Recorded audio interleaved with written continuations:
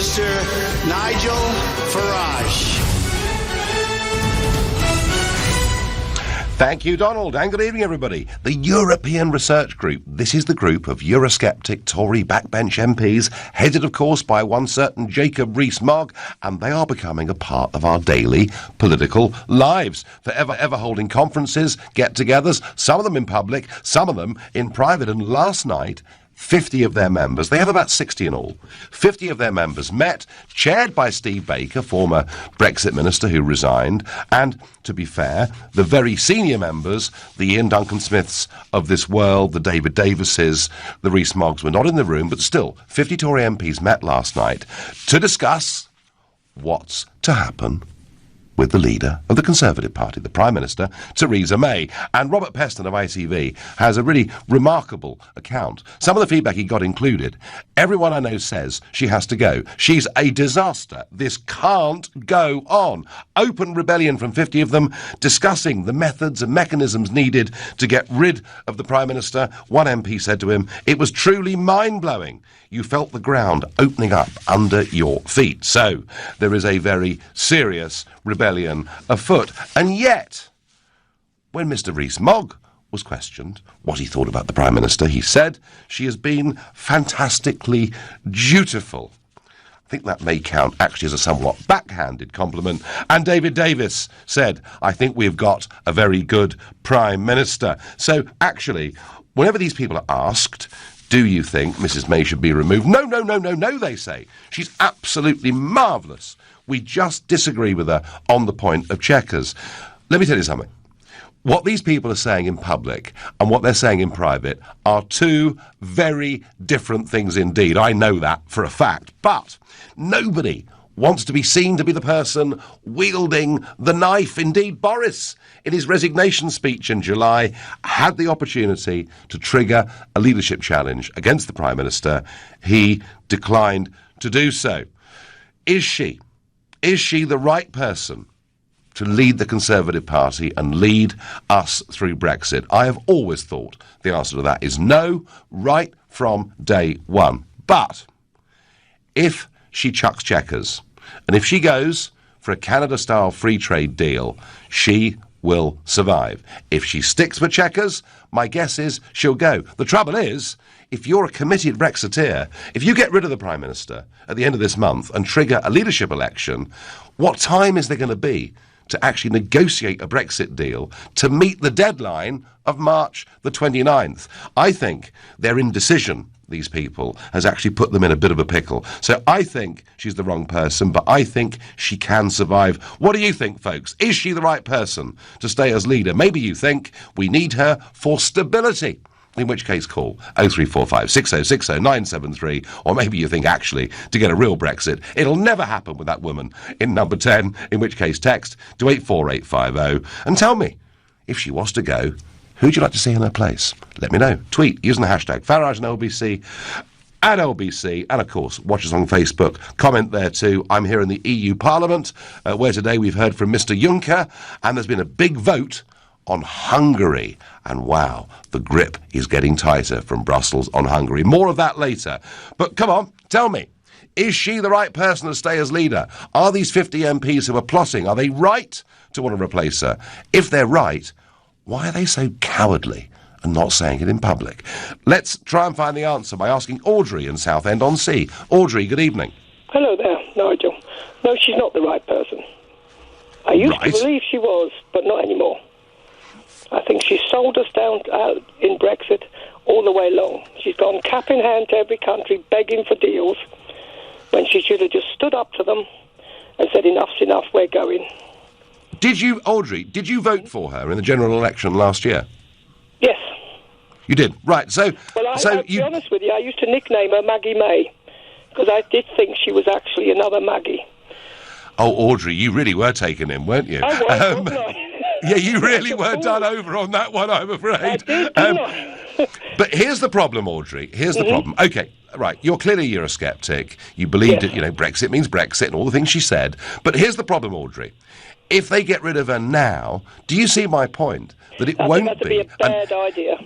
it won't be an uncontested leadership. It'll take 6, 7, 8 weeks or whatever it is to sort out. By which time, you can see the other side saying, well, we're running out of time now. We'll have to suspend Article 50. So, Audrey, if she gets rid of Chequers and adopts a deal or pushes for a deal that you can accept, would you, in those circumstances, bear with her as Prime Minister?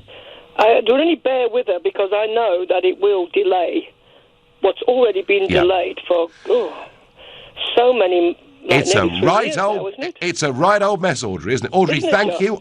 I'm going to move on to Charlotte in the Forest of Dean. Charlotte, tell me, is she the right person to be Prime Minister? No, she's never been the right person to be Prime Minister, Nigel. Well, that's my view too. Yeah, I mean, I think for the first few months after she took over, we were hopeful, as anyone would be, I think, considering the mess everything was in. But unfortunately, she's capitulated again and again to the European Union. She's deliberately gone against the wishes of the Brexiters. And I think really she's led the Conservative Party into a real heap of trouble, because who the hell is going to vote for them in the state that they're currently in? And to me, that's UKIP's game if they play the cards right. Well, Charlotte, it's very interesting. I have commented earlier on this week about UKIP, who have probably, in theory, the biggest electoral potential they've ever had in their history. But at the moment, they don't quite appear to be taking it. Charlotte, thank you. And Charlotte, utterly disenchanted with the Prime Minister. Trouble is, as Audrey said before, if you have a leadership election now, we'll be in an even bigger mess, won't we? Theo says on Facebook, Bojo for the Tories leadership and premiership, ASAP. Trouble is, Theo, it wouldn't be uncontested. You'd find if Boris, if she went and Boris put his name forward as leader, there'd be an Amber Rudd or a Philip Hammond or somebody on the other side. There would have to be a contest. Rudy is calling from Exeter. Rudy, good evening. Hi, Nigel. I wouldn't vote for the Tory party as long as she's Prime Minister. Never. Ever.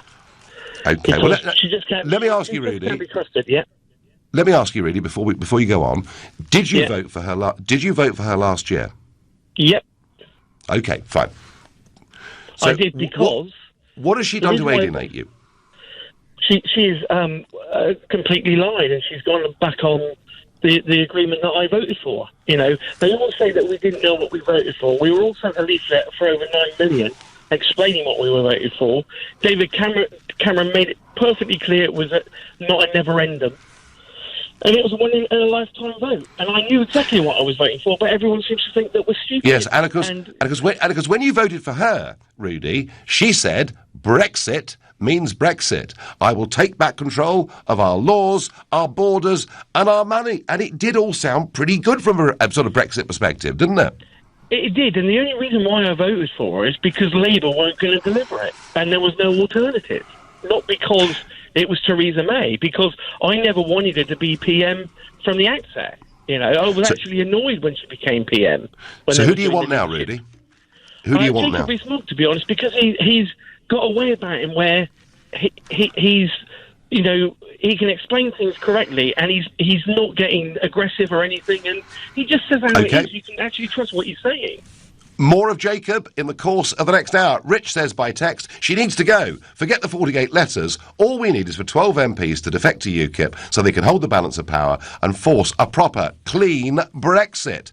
Well, that may be true, but then the Labour Party may do some funny things as well. You never know with parliamentary numbers. John on Facebook says, the alternatives are a lunatic going through a divorce and a man who can't count and just makes numbers up. Yeah, best of a bad bunch. John says, was she ever the right person? No, John, she was never the right person. She was always an establishment Remainer and not the person to take over at a time when the public had said, can you please turn around the ship of state by 180 degrees? To do that, you had to believe. That's my view. Alistair is a new caller from Northampton. Alistair, 50 Tory MPs in a room plotting to get rid of the Prime Minister. Are they doing the right thing? Hello, Nigel. First-time caller, but long-time follower of your politics, so it's a pleasure to be able to speak to you. Thank you.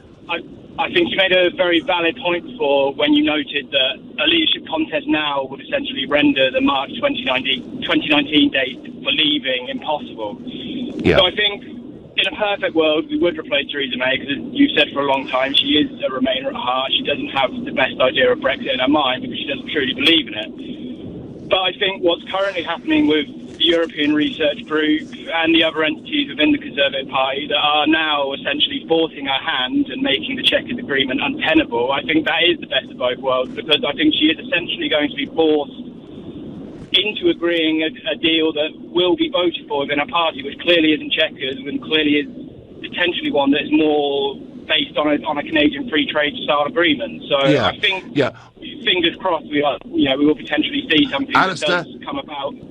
Alistair, I have been really against her, for well over a year now. I believe she's been very dishonest, frankly, duplicitous, frankly, with the British public, particularly in a general election, saying, vote for me and I'll do these things. But I'm kind of with you. If the ERG can force her to going for a Brexit position that is acceptable and gives us back control of our borders, the supremacy of our courts, those vital things that we Brexiteers voted for, then it may be better to stick with her having chuck Chequers than to go through the agonies of a leadership contest and maybe inevitably, actually, Article 50 having to be suspended. That's what really worries me. Alistair, thank you very much indeed for your call. Martin says, why didn't any of the pro-Brexit Tory MPs have the guts to stand as PM when the job was up for grabs? Well, one call Boris was going to, but he had, of course, to make a couple of phone calls to decide whose hat was going to be in the ring. But Boris was busy playing cricket and didn't actually ring Andrea Leadsom in time, so she announced she'd stand. I mean, you really actually couldn't. The thick of it, which is great fun to watch, it's got nothing on Tory party politics. You're listening to the Nigel Farage Show. It's exclusively on LBC. It's now 6:15. Well, I'm quite sure over her morning tea that the Prime Minister May was not happy to hear that 50 of her own backbenchers were plotting in a room last night how to get rid of her. None of them with even an ounce of apology in what they were saying. Real, open rebellion. So I guess as she went in today to Prime Minister's questions, the one thing she had to do was show that she can be really tough. Conservative MP Chris Philp asked the Prime Minister during PMQs about the divorce payment and the final deal. When it comes to Brexit, the joint statement of the 8th of December last year said that nothing is agreed until everything is agreed. Does the Prime Minister agree that this means the payment of the £39 billion exit payment and the Northern Irish backstop are dependent on agreeing satisfactory final state trade arrangements? I say Prime Minister, that we're very clear that we need to have a link between the future relationship and the withdrawal agreement. But we are a country that honours our obligations. We believe in the rule of law and therefore we believe in abiding by our legal obligations. However, my honourable friend is right that the specific offer was made in the spirit of our desire to reach a deal with the European Union and on the basis, as the EU themselves have said, that nothing is agreed until everything is agreed. Without a deal, the position changes. Oh, gosh, maybe that's the tough Mrs May. Maybe we're back to Brexit means Brexit and taking back control of our money, laws and borders rather than regulatory alignments and transition periods and everything else. She was trying to be tough, but you know what, folks?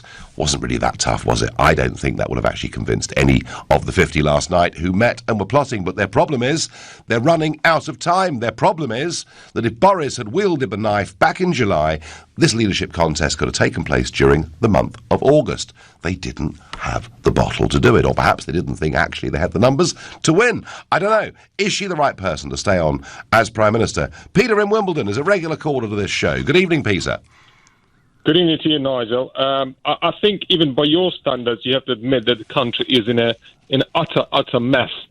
And the reason we are where we are is purely because of Tory infighting. And that infighting started when they decided to steal your votes, actually. And Tory were eager to get UK voters to vote for Tories. That's why we end up with Brexit as it is. And you guys, by conning and lying to the public, managed to win their vote. Oh, dear. What about the lies they told, Peter? What about 50 years of lies? Just a common market, don't worry your little heads, it'll all be fine. Oh, dear, it's now a political union. When it comes to lying, you know, even if and I'm not sure I accept they did, but even if the Leave camp made some mistakes, the other side have been doing it for 50 years. You are right in one way, Peter.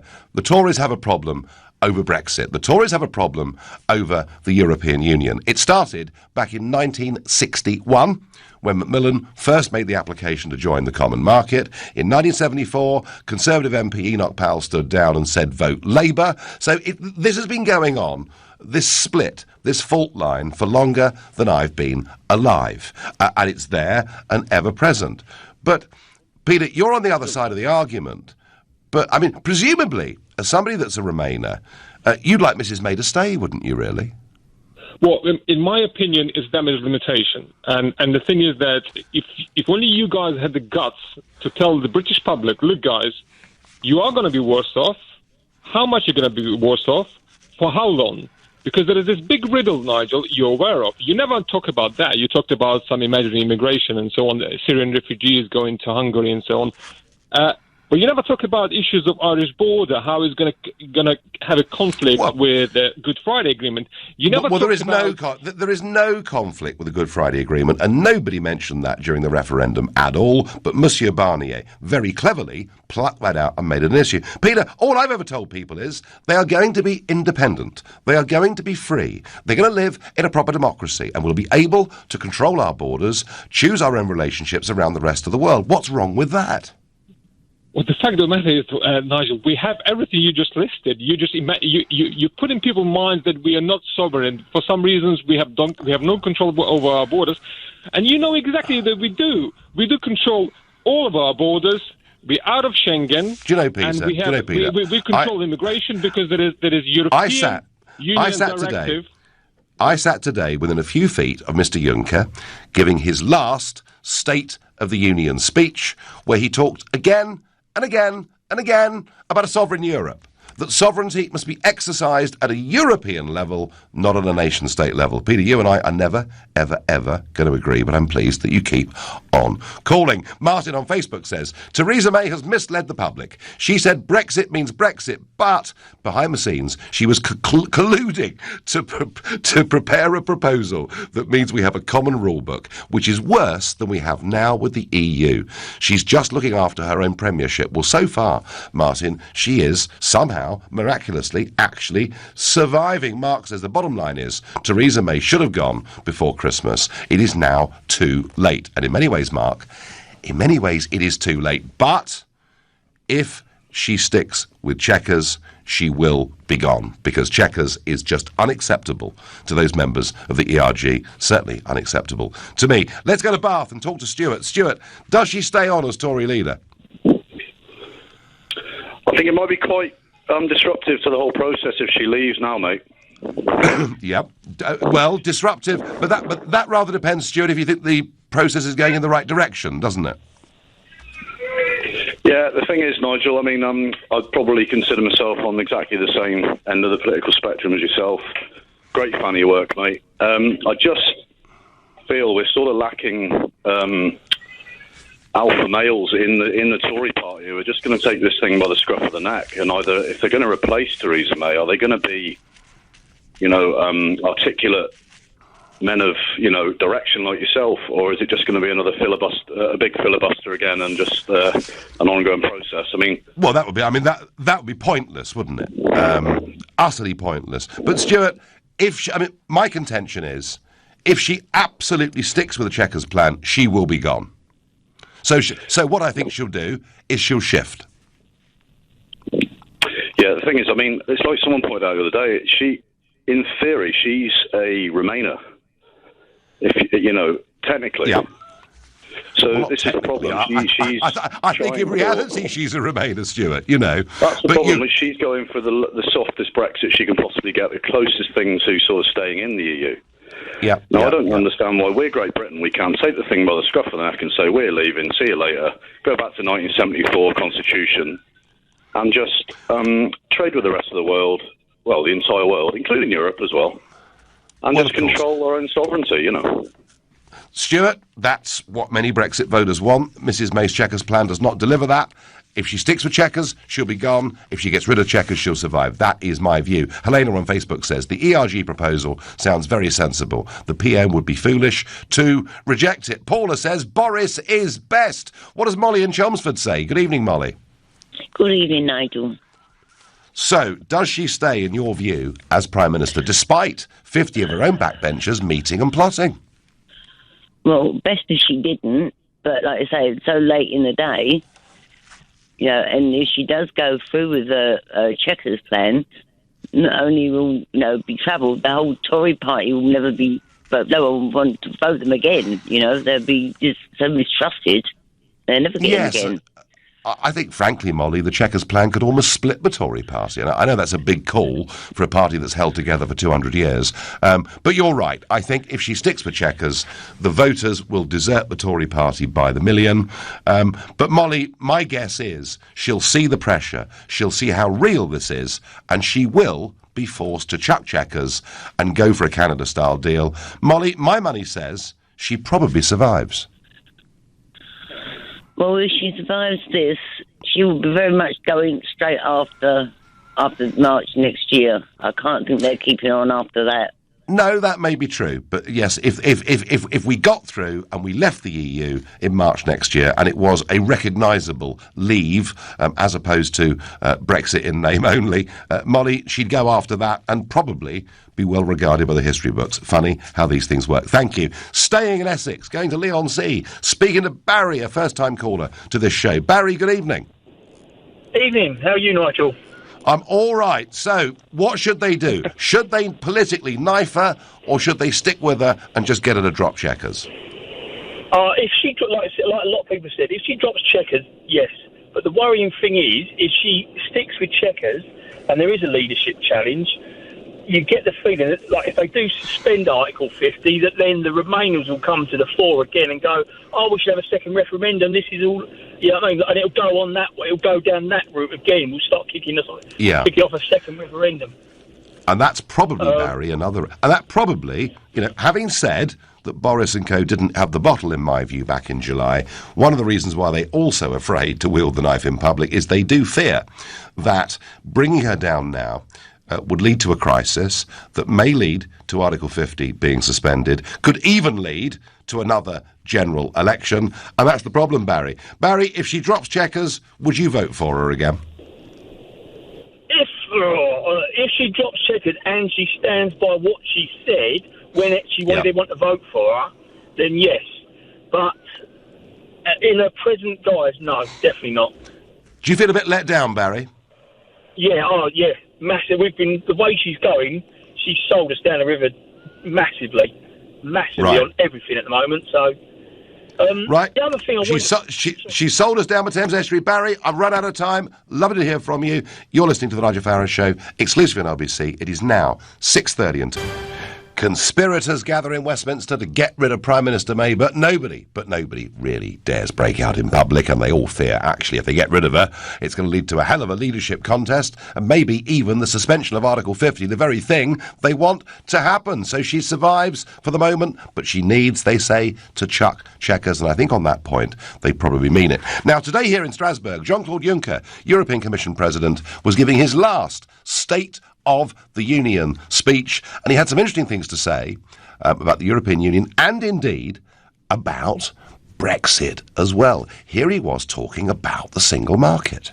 First of all, we respect, of course, the British decision to leave our union. But we also ask the British government to understand that someone who leaves the union cannot be in the same privileged position as a member state. If you leave the union, you are, of course, no longer part of our single market, and certainly not only in parts of it. Yes, Mr. Juncker, I agree 100%. Isn't it weird? We've spent as a country decades trying to opt out of bits of the European Union. Now we've voted to leave. The Prime Minister's been trying to opt us back into bits of it. So I was with Juncker on that completely. He then went on to talk about the Irish border. The European Commission, this Parliament, and all other member states will always show loyalty and solidarity with Ireland when it comes to the Irish border. This is why we want to find a creative solution that prevents a hard border in Northern Ireland. Well, if we get a free trade deal, of course, there'll be no problem at all. And then he talked about the real meat, the substance of his speech today. And this speech today was entitled The Hour of European Sovereignty. Here he was talking about more border guards. We're putting forward a proposal today to strengthen the European border and coast guard.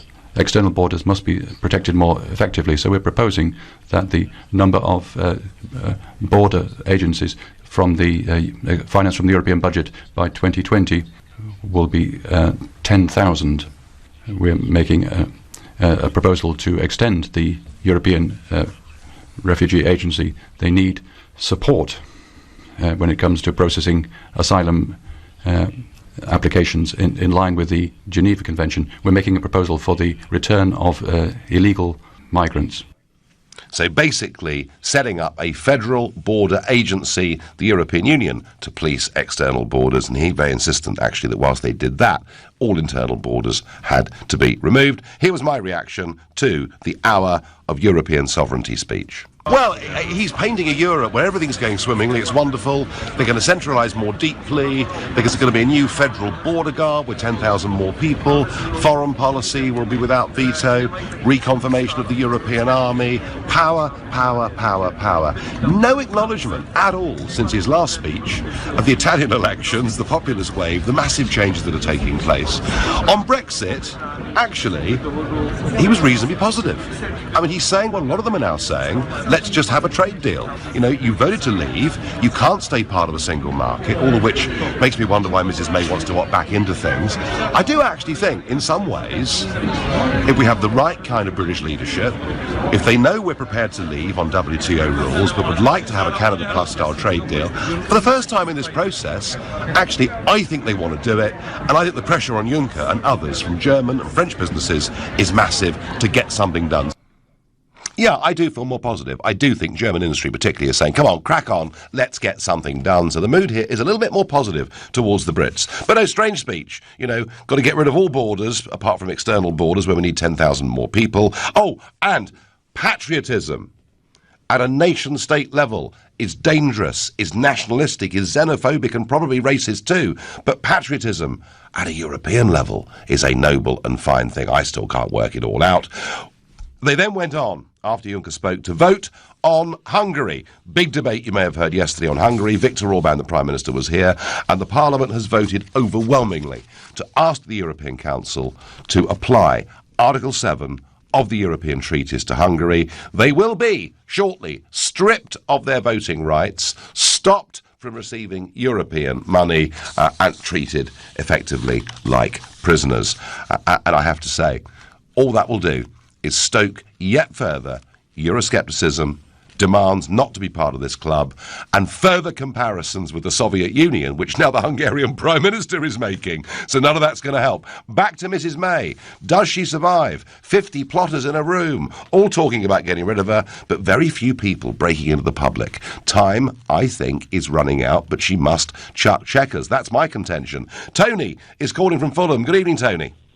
Good evening. Oh, it's great to hear Juncker's speech. I'll look forward to, because I'm a history teacher, to play his speeches back to my students so they can tell them what idiots we were back when we thought this was a good idea. But anyway, the Conservative Party is just far too big. It has been for far too long. And I thought after Cameron left that this is it. Then the Conservative Party is going to split, and I think that's great. We need more parties in this country. But Theresa May has done a fantastic job with keeping the party together by, you know, through the skin of her teeth, I think.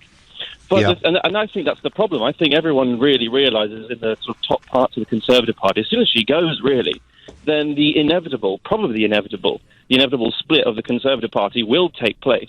And I think Theresa May is doing her damnedest to try and make sure that when she does go, and she will have to go eventually, that whoever takes her place, the possibility might be lessened. But I just think it's almost inevitable, really. Tony, isn't the truth of it that if we had an electoral system where parties got seats relative to the number of votes they got, the Tory party would split tonight? Oh, for sure. No, the system's been with them for so long. But I think on a matter of principle, I think we almost had it with Maastricht, but they sort of put their principles aside for it. But I think with this one, because we actually had the votes, it actually has gone through. I think there's the different circumstances, and I think on principle, and you're seeing it now. You didn't have a Jacob Rees-Mogg back then. You had Bill Cash, who, bless him, did his best, but never really went through with it. And I think the daggers are far too long now, and I think that media is as it is, and I think we're more clued up, and I think the Conservative Party is, to the fact that the public know exactly what's going on. I like Bill Cash, and Bill Cash, very principled, and one of the main leaders of the Maastricht Rebellion. But when it came to it, what Johnny Major did to get the Maastricht Treaty through, he made it a motion of confidence. So they all supported the Prime Minister. And I asked them all why, Tony. I was told, oh, well, we mustn't let Labour in. My feeling, I agree with you, my feeling is that people like Rees-Mogg and the ERG, even if they're told, Jacob, if you do this, the government will fall, there'll be a general election, Labour might get in, I think Jacob and the crew with him now would say, the hell with it, it's a matter of principle. And I do agree with you. I think this is a very, very different situation we find ourselves in. And that's why, Tony, I predict she will chuck Chequers, because she knows they will not back down. Oh, no, for sure. Well, the thing is, although I'm sure the Labour Party isn't really ready to take control, I think, either. And I think this is the perfect time. I think they do know that. The Labour Party isn't ready to so much take the reins of power if Theresa May goes, because I think that I think you're absolutely right when you said a while ago that politics is very, very fractious, and I don't think there is a full-blooded party ready to take control. I think, if anything, the time is now. I mean, what are you waiting for? Well, Tony, thanks for that advice. Very, very sweet of you. Thank you. Let's move on to Stoke Poges in Bucks and talk to Sass, a new caller to this show. Good evening to you. Nigel, it's good to talk to you. Good to talk to you. Welcome. So what do you think? My issue with Theresa May is, I think, as many people feel, she made an initial position which was quite clear. She said Brexit means Brexit. She said we were going to take back control of our laws, our borders, our money. I know. I loved it all, Sass. It was great. Persistently, month on month, she has reneged on each one of those promises that we had as a country faith in. We thought she meant what she meant. Here we have Chequers, which she has foisted on her cabinet and the country, and is sticking doggedly to, which is a position where we are following the European rule book, which we will have no say in. Currently, we do have a say in that rule book because we are in. So the issue is we will end up in a position that's actually worse than being in as we are now. Because I agree with that. We have a say in that rule book. I agree with that, Sass. And that is what Jacob and the ERG are saying. So what's to happen? I mean, if she sticks with Chequers, they will get rid of her, Sass, I'm sure of it. But if she was to get rid of Chequers, despite you identifying how weak or perhaps even dishonest she's been, if she gets rid of Chequers, and given that the clock is ticking, might it be better to stick with her in those circumstances? Chequers has no support within the party, within the Conservative Party. It has no support within Europe. Okay. We heard that from Juncker today. So let's say that Chequers is dropped. In those circumstances, despite your grave reservations about her leadership, would it be better to stick with her? I think she needs to go. Okay, so regardless of timetables, regardless of difficulties, she needs to go because she's not been straight with us, yeah? She's not been straight with us, and she can't, she's unable to lead a very divided party. She hasn't healed wounds within the party. I think she's polarised the party. No. Okay, Sass, thank you very much indeed. You're listening to the Nigel Farage Show here on LBC. It's now 6:45. There's huge anger in the country amongst Brexit voters and Tory voters that Mrs May has backed away from the promises she made and given us the Chequers deal. The ERG, European Research Group, 50 of them plotting in a room in Westminster last night, and still she survives. Is she the right person to stay on? And lots of you commenting on this. Chris says, May must deliver exactly what she said in her manifesto. The Tories will be finished for years if she doesn't. She lied. Theresa is toast, but the gutless, spineless hardliners in her party don't have the cojones to challenge her. Who can save us from this nightmare scenario? May will survive because of the incorrigible blue Labour Blairites. Let's go to Croydon, speak to Barry, a new caller to this show. Barry, does she survive all of this? Well, I think she should take a leaf out of John Major's book and tell the treacherous Brexiteers to either put up or shut up. I mean, they clearly have the numbers, and they only need 48 of them to trigger a Tory leadership election. But I think that's what she should do. You know, she's obviously got a very thick skin, because a lot of people would have tired of them by now, all the backbiting going on, and it's she would have horrible, called a leadership election already. But Barry, that's what they want. Hell, go for it. Let's have a leadership election. Put the whole timetable on hold. And settle it for one for all. I think the Tories would then, the more sensible Tories, would gather round her and defeat the treacherous Brexiteers. And she Barry, it's twice you've done that, right? Twice you've called them treacherous. If they were sitting in my seat now, if Jacob was sitting in my seat now, he'd say, good Lord, no. Far from treacherous, all we're asking the Prime Minister to do is to honour not just the referendum result, but the manifesto upon which you were elected last year. That, Barry, let me put it to you, that is not treachery. Many people, because how can you have one arrangement for goods and a separate one for services? I mean, if you're doing if one of the train companies over here is doing a 30-year deal to buy 100 new trains, it's going to come with a 30-year service agreement. So how can you separate the train from the service agreement? It doesn't make sense. It's stupid, and there's many other examples of that. But on the Northern Ireland border, it's not been settled. They say that we could have a similar arrangement to Norway, Sweden. Well, that's not the case, because Norway's in the European Free Trade Area, Sweden's in the EU. We would be a different situation in Ulster. You'd have you don't in Barry, you don't have the Good Friday Agreement. So how are you going Barry, to... Barry, if we have a free trade deal, there'll be no difficulties at all with the Northern Ireland border. If we don't have a free trade deal, there will be issues with tariffs. But hey, already we've got different currencies, different tax rates and all the rest of it. All right, Barry, you've made your point. Barry says, face them up like John Major did. John says, she cannot motivate, communicate. She lacks good judgment. She's worse than John Major. Gosh. If Boris and Mogg, Nick says, join forces, they can get at least 17.4 million votes at the next general election. They will walk it. Do you really honestly think, Nick, that the 5 million Brexit voters who then voted for Corbyn are going to vote for two old Etonians? Maybe. I'm not sure they all will. Hey, another new caller is Simon in Westminster. Good evening, Simon. Good evening, Nigel. We need to get out of the EU, and we need a leader who can get a motion through Parliament and through the EU. Today we had David Davis coming on board. He's the previous Secretary of State for getting out. And he was the most likely person to come up with some ideas around which most people could gather so that a decent motion could get through Parliament and get through the EU. But you're not running your programme tonight on that because it didn't even have legs.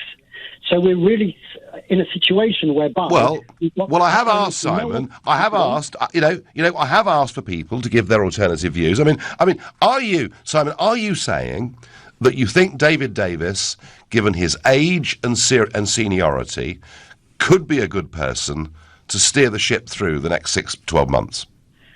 It's not his age and his experience. He's actually been in the government with Boris, looking at all the details, all the documents, to come up with something tangible to oppose Chequers. Yeah. Why the hell hasn't he? Where is this alternative deal? If they're going to get it through Parliament and going to get it through the EU, Davis and Boris should have been the two people who could have done that. They were right there at the coal face. They've got themselves out, and what have they come up with? Sweet FA. Excuse me. Well, I don't think. I mean, you're clearly very worked up, Simon, and that's fine.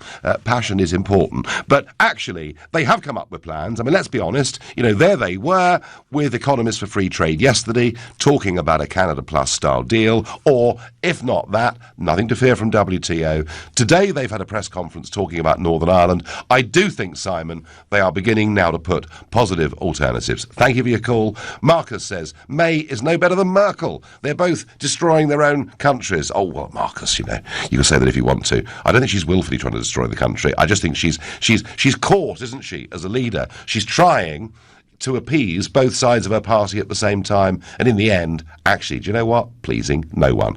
Let's go to Tunbridge and speak to Steve. Steve, good evening. Oh, hi there, Nigel. Long time no speak.